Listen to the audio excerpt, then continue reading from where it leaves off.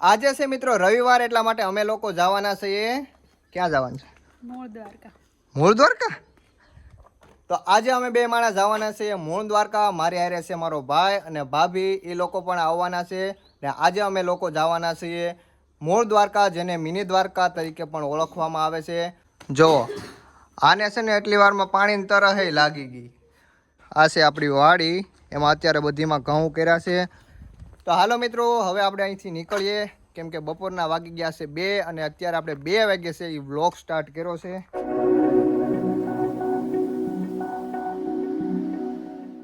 હાલ મિત્રો, અત્યારે અમે પહોંચી ગયા છીએ મૂળ દ્વારકા અને તમે જોઈ શકો છો આ છે આપણા ખોડિયારમાંનું મંદિર છે અને બાજુમાં છે હરસિદ્ધિ માતાનું મંદિર. અને આપણે જે ઉપર જઈએ ત્યાં છે દ્વારકાધીશનું મંદિર અને બાજુમાં છે દરિયો. હાલો મિત્રો, સૌપ્રથમ તમને હું અહીંયા ખોડિયારમાંના દર્શન કરાવું, પછી અહીંયા કરાવું હરસિદ્ધિ માના દર્શન અને પછી કરાવું દ્વારકાધીશના દર્શન.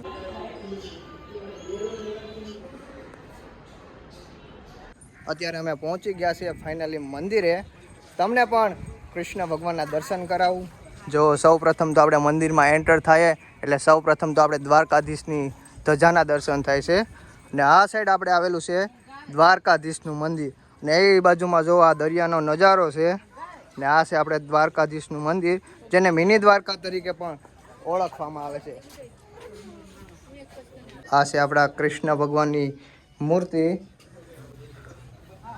અને જો અહીંથી દરિયાનો નજારો પણ જોરદાર આવે છે, એકદમ યુનિક લાગે છે બધું. જો એ મજાનો અહીંથી એટલો ઠંડો પવન આવે. ફાઇનલી મિત્રો, આપણે દ્વારકાધીશના પણ કરી લીધા છે દર્શન અને હવે જઈએ આપણે દરિયા કિનારે. જો આ છે દરિયા કિનારો. અમારા છોટું મોટું તો જો આગળ આગળ દોડ્યા જાય છે.